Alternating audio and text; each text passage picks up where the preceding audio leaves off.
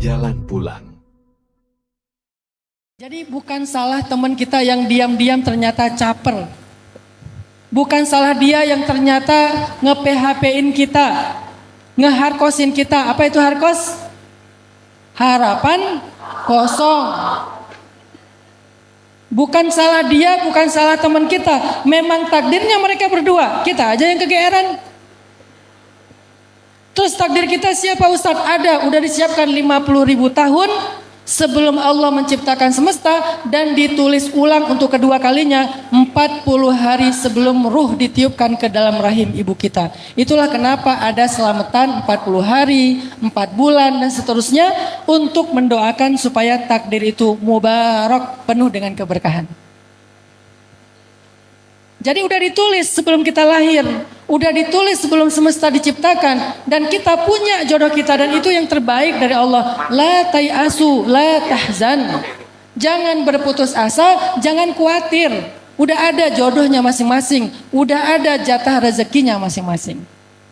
Sehingga kalau misalnya kita berdagang nih ceritanya dalam mencari rezeki, orang yang percaya kepada takdir nggak akan curang.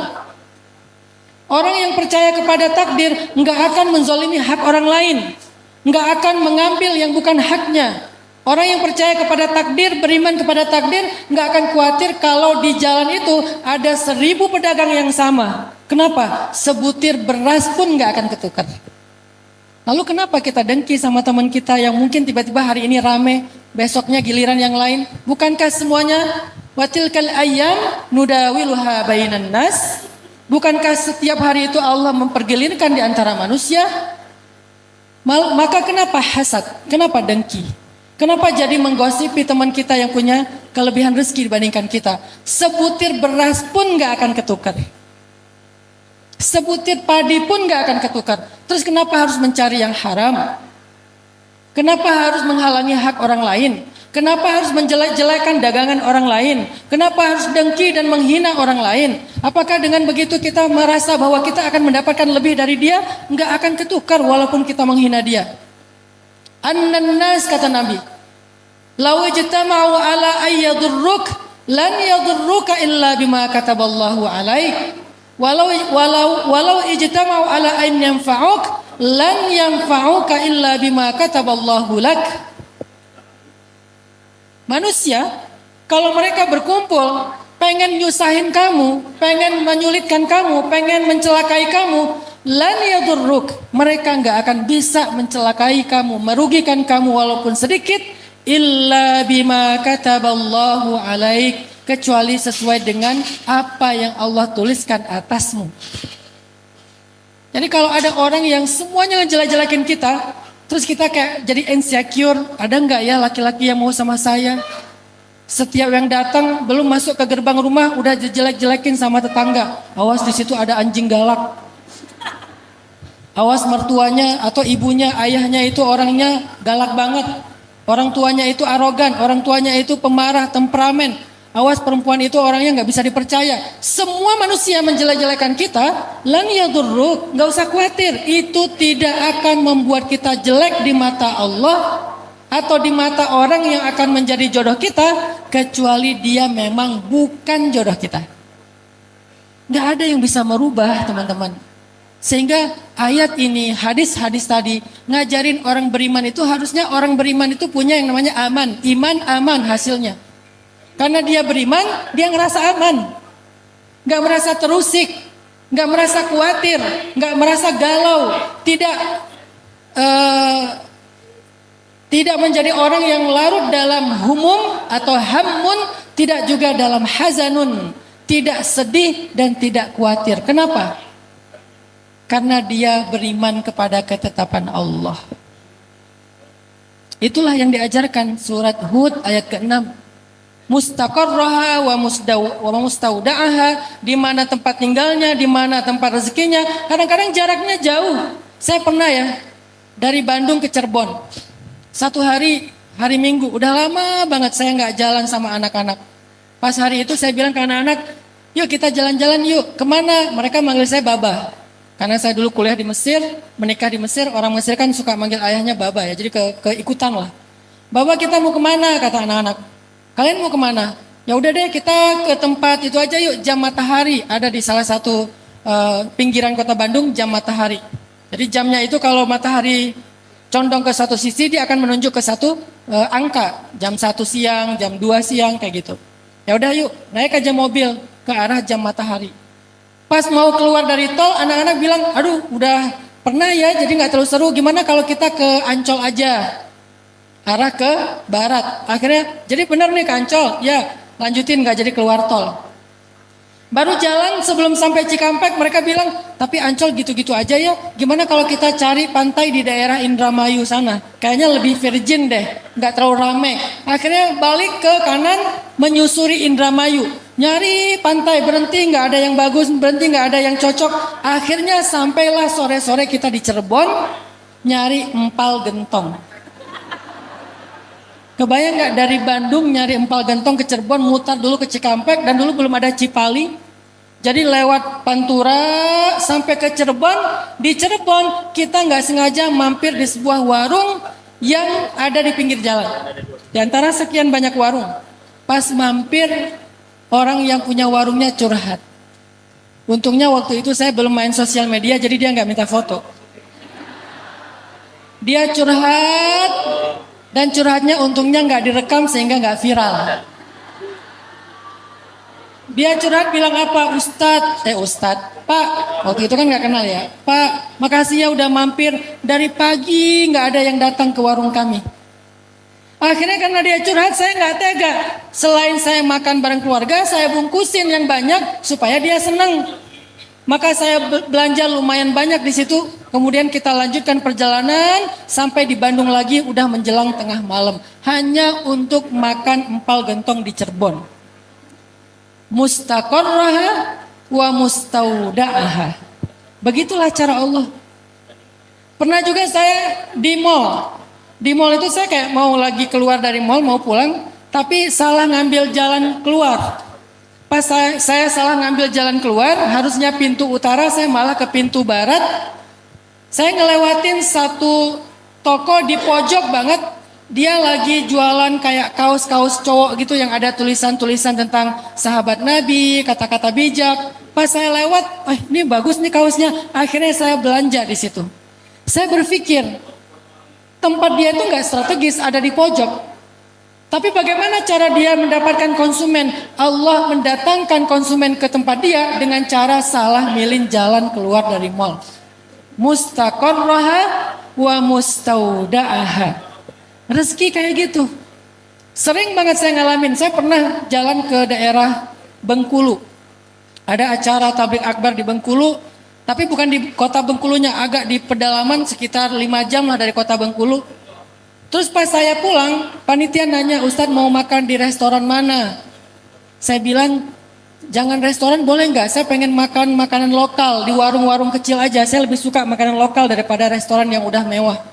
Oh boleh Ustadz, nanti kita mampir aja di mana Ustadz berkenan. Jalan, tiba-tiba kita mampir di sebuah warung makan yang makanan Padang. Dan itu agak gede warung Padangnya. Pas mampir depan warung Padang, kita keluar dari mobil, saya ngeliat warungnya, kalau warung Padang ada di mana-mana ya. Saya di Bandung juga udah pernah. Akhirnya saya belok sedikit ke sebelah warung Padang, ada warung kecil, makanan lokal. Saya masuk ke situ, ini kejadian setahun yang lalu. Pas saya masuk, mereka langsung pada gini. Saya langsung sebagai orang yang sering diajak foto, langsung punya feeling. Kenal ini, kayaknya kenal ini. Dari mimiknya, dari gaya-gayanya nih kayaknya kenal. Pada gini-gini. Akhirnya saya duduk, topi saya giniin, gini aja. Terus pas saya ngomong, tuh kan kata mereka, ketahuan gara-gara suara saya. Akhirnya kata mereka, Ustaz Nanan ya. Lama-lama mereka bilang, Ustadz, salah satu yang kerja di situ, waitersnya dia bilang gini, Ustadz, udah setahun saya istighfar berdoa supaya Allah mempertemukan saya dengan Ustadz. Setahun dia istighfar, dia ada di sebuah pelosok jalur lintas provinsi, warungnya kecil, parkirannya sempit, justru warung yang besar itu di sebelahnya, parkirannya luas. Dan waktu itu saya ditawarkan panitia untuk makan di sebuah restoran yang lain. Saya bilang saya pengen yang makanan lokal aja. Dan tak kenapa berhenti di situ, ketemu dengan dia. Dia bilang ini adalah cara Allah menjawab doa saya. Ustadz nyasar di warung saya. Akhirnya setelah selesai makan, pasti foto-foto tapi makanan gak diskon.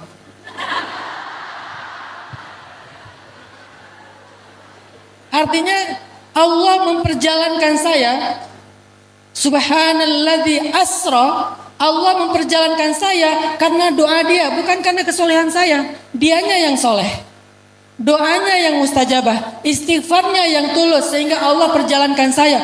Padahal mustaqarrahanya ada di pelosok Bengkulu, sedangkan mustaudaahanya ada di Bandung. Bayangin, mustaqarraha di pelosok Bengkulu, mustaudaah di Bandung. Tapi Allah pertemukan semuanya fi kitabim mubin. Dan kejadian itu sering saya alamin. Mungkin sempat viral juga di YouTube. Seorang tukang gojek kan yang istighfar selama setahun. Pengen ketemu sama Ustadz Hanan katanya. Kalau ketemu di taklim rasanya dari jarak jauh. Pengen berdua tapi kayak gak mungkin. Siapa saya kata dia, tapi gak berputus asa, istighfar aja. Suatu hari saya beres acara di masjid itu. Saya telat dijemput sama keluarga. Akhirnya saya pesan Gojek. Pas dia di depan masjid, dia ambil. Dia pun gak tahu itu saya. Pas saya datang, saya pakai, waktu itu lagi musim masker, saya pakai masker, pakai topi. Dia nggak ngeh saya itu. Terus dia kasih helm. Di sepanjang jalan dia cerita, dia nanya, Mas sering ngaji di situ? Sering, saya bilang. Iya, saya juga sering. Di situ ustadznya enak katanya. Saya ngerti kajiannya nggak terlalu berat. Siapa? Saya tanya. Ustadz Hanan Ataki. Oh iya. Mas suka ngaji ke beliau juga? Ya sesekali. Lama ngobrol. Lama-lama dia curiga. Mas bentar, kok suaranya beda ya? Selalu kedeteknya lewat suara. Jadi nggak bisa bohong kalau udah suara. Kok suaranya beda ya? Sebentar, pas berhenti di lampu merah, dia lihat ke belakang. Pas ngeliat ke belakang, Mas, ini Ustadz Hanan ya? Ya, saya bilang, langsung dia, astagfirullahaladzim. Heboh seperempatan itu. Orang-orang pada ngeliat semuanya, Ustadz Hanan. Pelan-pelan, Mas, pelan-pelan, gak usah teriak-teriak. Itu sepeda Nabi Adam, jelas. Akhirnya jalan sambil dia agak-agak oleng, dia shock gitu. Ustadz, saya udah setahun istighfar pengen ketemu Ustadz. Sampai di rumah saya, dia minta foto, dia curhat. Itu hasil keajaiban istighfarnya dia. Mustaqarrah saya adalah di rumah saya. Mustaqarrahnya dia adalah di atas motor. Mustaudaahnya dia adalah di rumah saya. Tapi bisa ketemu. Allah punya cara. Fi kitabim mubin. Maka falimal ya'as.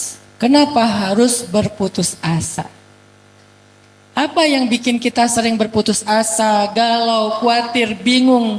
Dan ekspresi berputus asanya adalah mencari jalan-jalan yang tidak halal. Dalam bab jodoh dengan pacaran misalnya. Kenapa pacaran? Karena takut diambil orang, Ustadz. Bukankah mustaqarrah wa mustaudaha sudah ada fi kitabim mubin? Kenapa nggak berani putus? Takut dia nanti jadian sama yang lain, Ustadz. Dia tuh favorit banget. Dia tuh adalah seorang atlet voli di kampung saya. Semua cewek-cewek sekampung suka sama dia. Bukankah mustaqarraha wa mustaudaha fi kitabim mubin? Baca ulang-ulang ayat ini, renungkan maknanya supaya muncul belief, iman dalam hati kita. Hasil dari iman itu aman. Hasil dari iman aman, itu asal kata yang sama, iman dengan aman. Jadi kalau kita nggak aman, kalau kita nggak stabil, kalau kita nggak tenang, pasti ada masalah dengan iman kita. Kalau mau mengukur, Ustadz, apakah saya termasuk orang yang baik imannya? Coba rasakan, aman nggak hati kita dari hal-hal yang nggak pasti dalam hidup? Kalau hati kita belum merasa aman, masih khawatir, masih galau, masih bimbang, berarti iman kita perlu diasah terus. Sampai dia tumakninah, sampai dia tenang, sakinah, sampai dia enggak muzabzabina baina dzalik. Tidak zilzal, tidak zulzilu, tidak zannu billahi dzunun, tidak berprasangka yang aneh-aneh. Muncullah ya ayyatuhan nafsul mutmainnah, itulah orang yang beriman. Makanya tadi saya katakan, orang kalau misalnya nggak beriman kepada mustaqarraha wa mustaudaaha, nggak beriman kepada kitabim mubin, nggak beriman kepada al-qadha'i wal qadar, hasilnya apa? Hasilnya putus asa.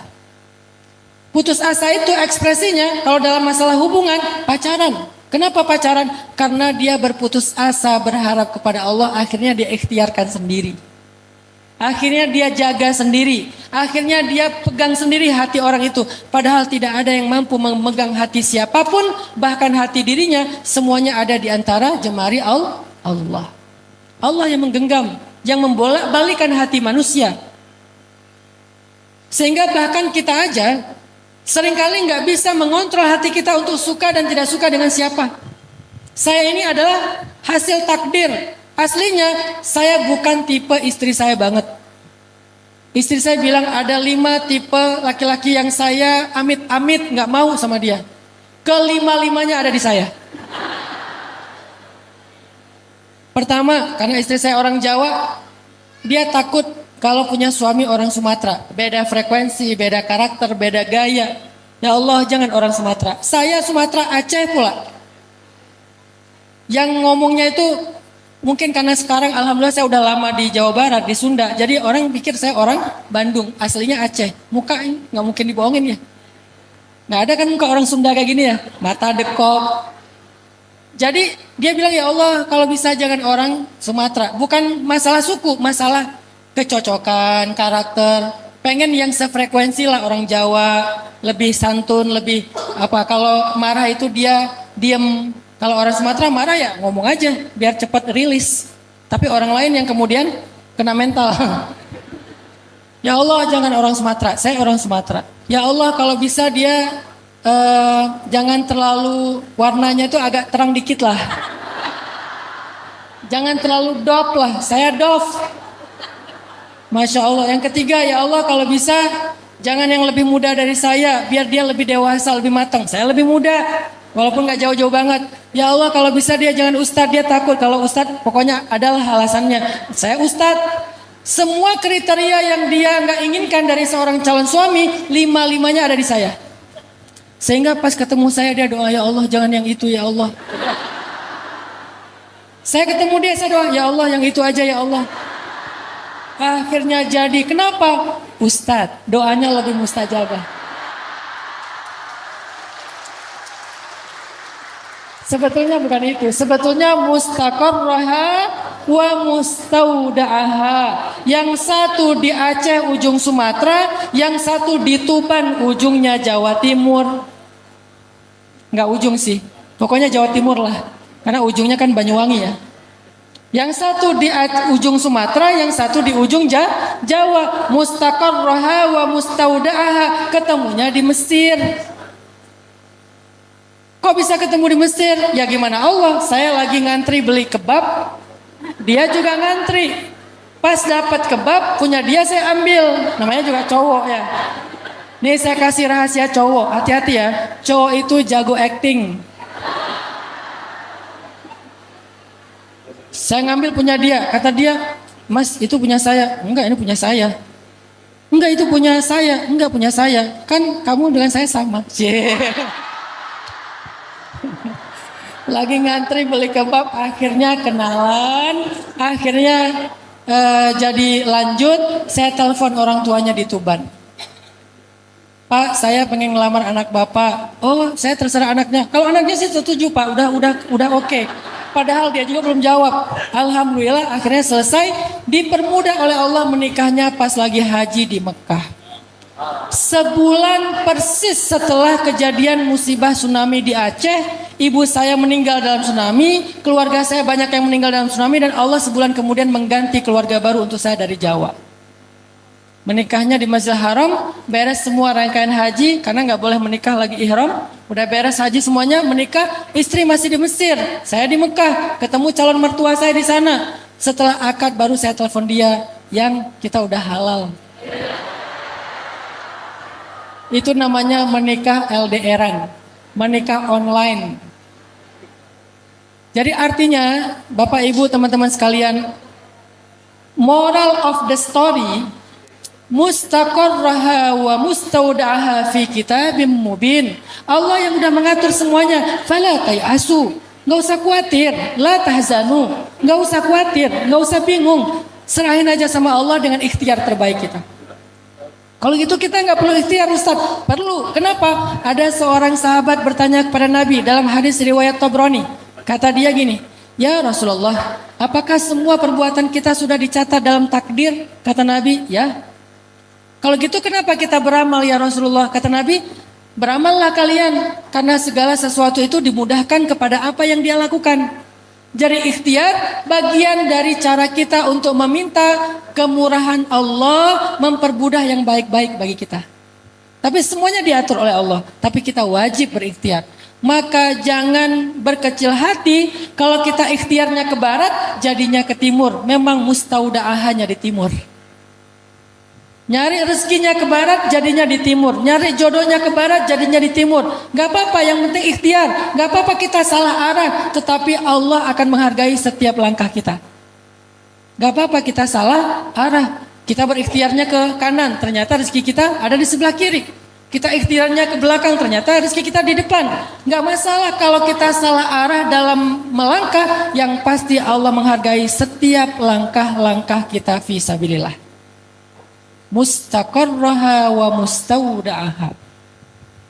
Maka kalau kita hubungkan dengan judul mengejar yang dirindukan, rezeki, keturunan, kebahagiaan, jodoh, nasib, cobalah kejar dengan mindset al-imanu bil qada'i wal qadar. Beriman kepada takdir. Karena kalau kita mengejar dengan konsep tidak beriman kepada takdir, kita akan capek sendiri. Apa maunya Allah? Kenapa begini? Allah nggak ridho kepada saya. Allah nggak rela ngelihat saya jadi orang benar. Bla bla bla bla bla bla. Akhirnya putus asa menjadi orang benar. Ada yang sudah berhijab. Setelah berhijab dia mendapatkan beberapa ujian hidup. Akhirnya dia balik lagi buka hijabnya. Kenapa? Berputus asa kepada rahmat Allah. Kenapa berputus asa? Nggak percaya dengan takdir tentang rezeki dan karir. Saya kasih contoh. Tahun 2015, waktu itu saya masih punya usaha kecil-kecilan kayak jual pulsa, bikin penerbitan buku kecil-kecilan di rumah. Waktu itu usaha saya lagi drop, sehingga penghasilan saya paling sebulan 2 juta, 3 juta, dan selalu habis untuk kebutuhan sehari-hari. Udah lama saya nggak megang uang lebih dari 2 juta atau 3 juta. Tiba-tiba suatu hari ada sebuah project, saya dapat untung 15 juta cash. Begitu saya dapat uang untung halal 15 juta, saya bahagia banget. Alhamdulillah bisa megang uang 15 juta, mau ditabung, mungkin bisa dipakai untuk beli ini dan itu. Baru seminggu saya megang uang 15 juta, tiba-tiba saya sakit kena DBD, harus dirawat di rumah sakit. Karena saya ngerasa punya uang cash, akhirnya saya di rumah sakit pengen dirawatnya tuh yang nyaman. Saya pilih kamar yang sendiri, nggak join sama pasien lain. Biar istri saya bisa nungguin saya dengan nyaman.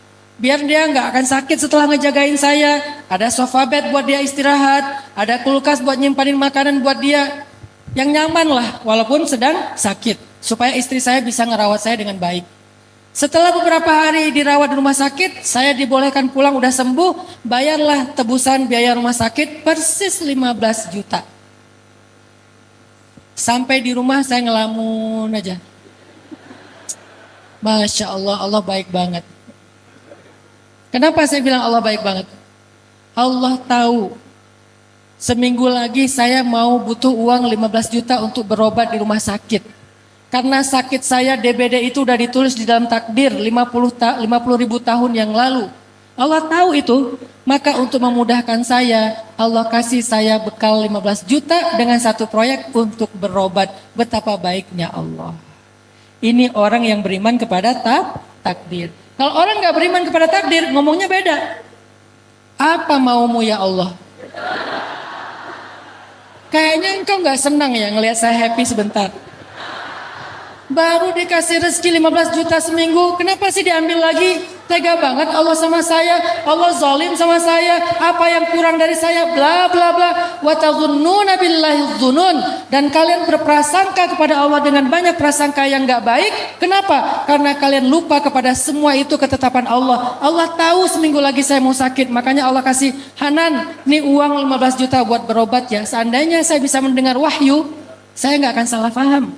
Cuman kan kita nggak bisa mendengar wahyu. Lalu bagaimana cara kita memahami maksud Allah? Dengan iman kepada takdir.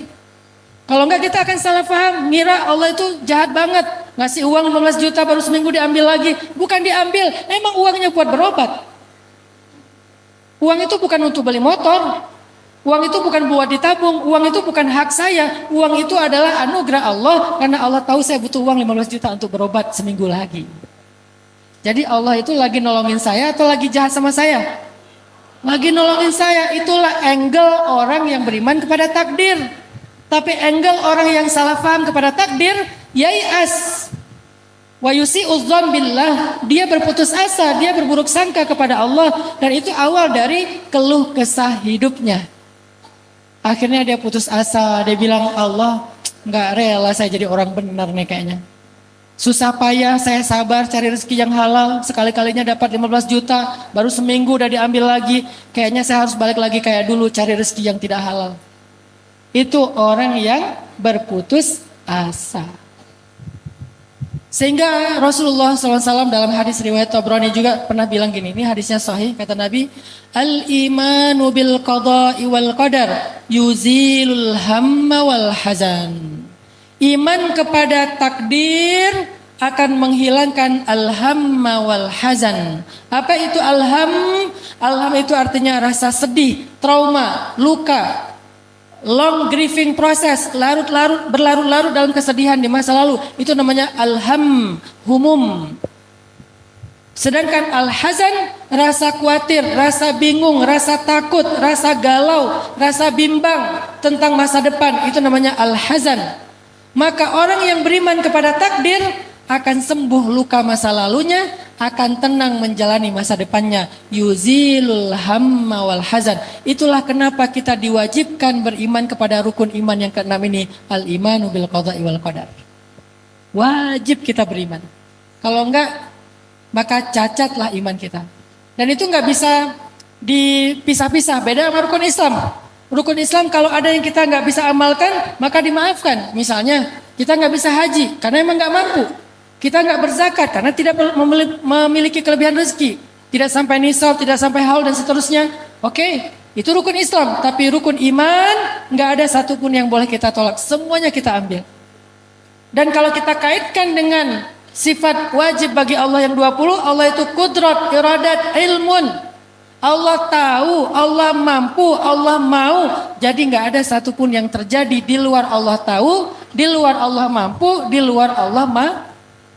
Semuanya dalam ketentuan Allah. Itulah al-imanu bil qada'i wal qadar.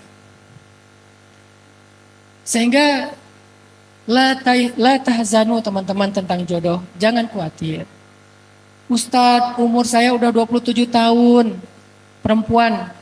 Umur saya udah 27 tahun Ustadz, ada nggak jodoh saya Ustadz? Ada, tunggu ya bentar lagi insya Allah. Kenapa Ustadz? Karena Sayyidah Khadijah aja 40 tahun. Ustadz, umur saya udah 30 tahun. Oh, dikit lagi tuh. Ustadz, umur saya udah 35. Bentar lagi tuh. Sabar. Ustadz, udah 39. Nah, Ustadz udah lewat 45. Gimana Ustadz? Kan kita bukan Khadijah. Emang kita sesolehah Khadijah. Artinya la tayasu. Ada yang menikahnya baru ketemu dengan jodoh sejatinya di usia 60 tahun. Bisa. Ada yang di usia 25 tahun. Ada yang di usia 50 tahun dan seterusnya. Yang penting jangan khawatir. Ini baru 12 tahun. Aku punya jodoh gak ya? Baru 12 tahun, baru lulus SD. Udah mikirin jodoh. La tahzan. Gak usah khawatir. Jadi apa arti la tahzan? Bukan jangan sedih, dalam konteks ayat itu adalah jangan khawatir. Kalau jangan sedih itu bukan al-hazan tapi al-ham. Ada seorang sahabat namanya Abu Umamah. Dia sering duduk di masjid sambil ngelamun, padahal belum waktunya sholat. Sehingga Nabi datang pada dia terus nanya, "Ya Aba Umamah, mali araka fi masjidin min ghairi waqtis shalah." Wahai Abu Umamah, kenapa aku selalu menemukan kamu di masjid padahal bukan waktunya sholat? Ada apa ya Abu Umamah? Malham. Apa masalah kamu ya Abu Umamah? Jawaban Abu Umamah, humumun wa duyunun ya Rasulullah. Saya lagi sedih ya Rasulullah. Saya banyak hutang ya Rasulullah. Saya terjebak pinjol ya Rasulullah. Misalnya ya. Humumun wa duyunun ya Rasulullah. Terus Nabi bilang, ala u'allimuka kalimatin. Boleh enggak? Mau enggak aku ajarin kamu satu kalimat, satu doa. Nih semacam dikasih ijazah sama Nabi. Kalau kamu baca doa ini di waktu pagi dan petang, Allah akan menghilangkan humummu, sedihmu, dan membayarkan hutangmu. Apa itu ya Rasul? Kata Nabi, Qul Allahumma inni a'udzubika minal hammi wal hazan, wa minal ajzi wal kasal, wa minal jubni wal bukhl, wa min ghalabatid dain, wa qahrir rijal. Kata Abu Umamah, setelah saya mendawamkan doa itu setiap pagi dan petang, Allah pun menghilangkan sedih saya dan membayarkan hutang-hutang saya.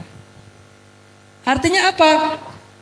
Ketika kita punya humum, maka humum itu obatnya di langit bukan di bumi. Ketika kita punya hazan, obatnya hazan itu di langit bukan di bumi. Maka jangan pergi mencari obat di bumi untuk semua penyakit dan keluh kesah hati, jiwa dan mental kita. Carilah di langit. Bagaimana cara cari di langit Ustaz? Mi'rajlah ke langit. Bagaimana cara kita mi'raj ke langit Ustaz? Letakkan jidat kita sejajar dengan kaki kita dalam sujud. Itulah mi'rajnya seorang mukmin kepada Allah. Sehingga dengan cara itulah kita mencari obat hati kita. Aku lagi sedih nih. Wudu, Allahu Akbar. Salat apa Ustaz? Boleh salat hajat, boleh salat taubat, boleh salat mutlak. Berapa rakaat Ustaz? Bebas, namanya juga mutlak. Allahu Akbar. Salat. Pas sujud, panjangin sujudnya. Doa, Ustaz nggak hafal doanya, nggak tahu bahasa Arab. Ya udah, nanti beres salat baru doa. Karena kan kalau di dalam salat kita ucapkan selain ucapan doa ataupun yang diajarkan oleh Rasulullah dan para ulama, batal salat kita. Maka setelah sholat, ya Allah, saya sedih. Barusan saya diputusin dengan cara yang sangat kejam. Dia bilang gini, ya Allah, kita jadi adik kakak aja ya. Saya daripada jadi adik kakak, mending jadi musuh ya Allah. Curhat sama Allah, munajat syakawa, wa tashtaki ilallah. Khawlah bintu Sa'labah ditolong oleh Allah karena suka curhat kepada Allah. Dan curhatnya direkam di dalam surat curhat. Apa surat curhat? Ada nggak surat curhat dalam Al-Quran? Ada, namanya suratul mujadalah atau mujadilah. Itu surat curhat. Ayat pertamanya tentang curhat. Qad sami'allahu qawlan lati tujadiluka fi zawjiha wa tashtaki ila Allah wallahu yasma'u tahawurakuma. Sama. Allah ilmun sama. Allah mendengar. Jadi obatnya di langit, minta sama Allah. Akhirnya Allah hilangkan humum. Allah hilangkan hazan, Allah hilangkan segala keluh kesah di hati kita. Tapi modalnya iman kepada Allah. Ada orang yang sudah berdoa tapi belum hilang humum dan hazannya karena tidak beriman kepada takdir Allah. Gak beriman kepada pengaturan Allah. Gak beriman bahwa Allah itu sayang sama kita. Allah itu dasarnya gak tegaan sama kita. Apa arti gak tegaan dalam bahasa Arab? Ra'fah. Dan sifat Allah atau nama Allah itu Ra'ufun, maha tidak tega. Rahmanun, maha pengasih. Apa arti maha pengasih? Gampang kasihan. Rahman, gampang kasihan, nggak tega. Udah Rahman, Rahim, Raufun. Coba kurang apa Allah itu sama kita? Dasarnya gampang kasihan, dasarnya sayang banget, dasarnya nggak tega sama hambanya. Lebih daripada sayang, nggak tega dan kasihan seorang ibu kepada putranya. Allah lebih dari siapapun. Kalau Allah kasih sayang kepada kita lewat manusia, itu cuma 1/1000.000 dari 1 bagian kasih sayang yang dibagi rata. 99 disimpan Allah khusus untuk hamba-hamba yang Allah kehendaki. Jadi dasarnya Allah itu kasihan sama kita. Jadi kalau ada orang yang kasihan sama kita akhirnya nolongin, Allah lebih daripada dia. Kalau ada orang yang gak tegaan sama kita untuk menyakiti, Allah lebih daripada dia. Kalau ada orang yang sayang banget sama kita sampai berkorban, Allah lebih daripada dia. Maka kenapa kita sedih dan khawatir? Kenapa kita sedih dan khawatir? Kita punya Allah yang maha sempurna. Enak banget orang yang beriman itu. Makanya Nabi bilang, ajaban li amril mu'min, inna amrahu kullahu khair.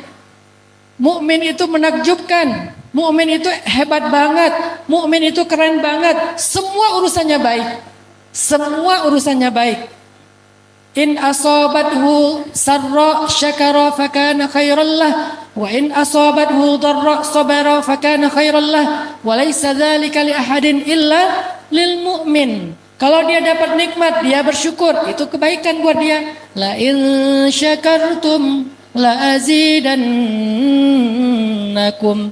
Kalau kamu bersyukur, Allah tambahkan nikmatnya untukmu. Kalau dia dapat nikmat, dia bersyukur, nambah nikmat, nambah kebaikan. Wa in asabathu dharra, kalau dia dapat keburukan, dia bersabar, dan di situ juga ada kebaikan. Apa kebaikan di balik keburukan? Fa inna ma'al usri yusra, inna ma'al usri yusra. Apalagi kebaikan di dalam keburukan? Wa asa an takrahu syai'an wa huwa khairul lakum, wa asa an tuhibbu syai'an wa huwa syarrul lakum. Apalagi tentang jodoh? Wa ashiruhunna bil ma'ruf, fa in karihtumuhun fa asa an takrahu syai'an wa yaj'alallahu fihi khairan katsira. Perlakukanlah pasangan kalian dengan baik. Kalau kalian gak suka dengan pasangan kalian, kalau kalian mengeluhkan tentang pasangan kalian, bisa jadi kalian mengeluhkan sesuatu, padahal Allah menjadikan pada dirinya kebaikan yang sangat banyak. Artinya orang mukmin itu hidupnya inna amrahu kullahu khair, semuanya baik. Apa syarat biar semuanya baik? Iman. Percaya Allah maha baik, Allah maha sempurna, Allah maha penyayang, Allah maha pengasih, Allah maha gak tegaan, sehingga semua urusan hidup kita baik. Dapat musibah, di balik musibah ada kebaikan, bersama musibah ada kebaikan, dan orang yang sabar dapat berita gembira. Wa basyiris sabirin. Dari sisi mana kita dapat keburukan? Gak ada keburukan bagi orang yang beriman. Hanya orang yang kufur yang merasakan keburukan hidup.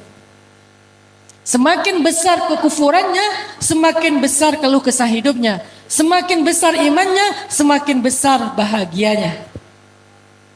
Jaddidu imanakum. Perbaharui, recharging iman kita kepada Allah. Merecharging iman itu bukan cuma taklim kayak gini, tapi kita tafakur, kita ingat-ingat kebesaran Allah. Alam yajidka yatiman fa'awa wa wajadaka dhallan fahada wa wajadaka ailan fa'aghna. Bukankah itu bukti-bukti Allah sayang sama kita? Yang dicontohkan dalam kehidupan pribadinya Rasulullah SAW. Ma wadda'aka rabbuka wa ma qala. Allah gak pernah ninggalin kamu. Allah gak pernah bete sama kamu. Teman kadang bete sama kita. Pasangan kadang bete sama kita. Orang tua kadang bete sama kita. Tapi Allah wa ma qala, gak pernah bete sama kita. Gak pernah. Terus kenapa ada ujian musibah dalam hidup saya, Ustadz? Musibah ataupun ujian bukan tanda Allah bete. Kalau Allah marah, Allah nggak ngasih ujian dan musibah, Allah ngasih azab. Dan itu hanya berlaku kepada orang kufur. Orang mukmin tidak mendapatkan azab. Orang mukmin mendapatkan ujian ataupun musibah yang fungsinya cuma dua, untuk mengangkat derajat atau menggugurkan dosa. Dan dua-duanya bukti Allah sayang, bukan bukti Allah marah. Ada hambanya berdosa, Allah nggak mau dia nanti susah di akhiratnya. Karena di akhirat itu menebus dosa lebih susah daripada di dunia. Sementara amal ibadahnya kurang untuk membayar dosanya. Sehingga Allah kasih demam, Allah kasih sakit gigi, Allah kasih ujian, tertusuk duri jarinya. Apa fungsi semua itu? Untuk menggugurkan dosanya. Berarti Allah sayang sama dia. Sama kayak seorang dokter ketika sayang sama pasien atau ibu ketika sayang sama anak yang lagi sakit dikasih obat walaupun obatnya pahit. Jangan bilang ibu saya emang marah sama saya dikasih satu minuman yang pahit banget. Emang dia nggak suka sama saya dari dulu. Gitu nggak kita menyimpulkan? Enggak kan? Karena kita paham. Apakah kita paham maksud Allah? Ma'rifatullah, arif billah. Kalau kita ma'rifatullah kita akan ngerti. Oh pahitnya kehidupan itu obat. Untuk menyembuhkan, membersihkan luka-luka di tubuh saya.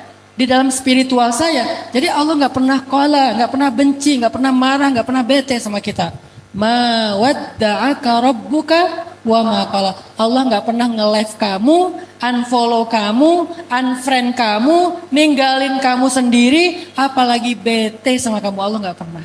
Itu surat cinta banget dari Allah. Abdi, wahai hambaku, aku nggak pernah ninggalin kamu. Aku nggak pernah bete sama kamu. Aku sami'ud du'a. Sami', bukan sami'. Sami', arti sami' doanya berulang-ulang itu lagi sampai bertahun-tahun Allah masih dengar dan Allah betah mendengar doa kita. Nggak pernah, itu kan udah kemarin, nggak ada bahan lain ya.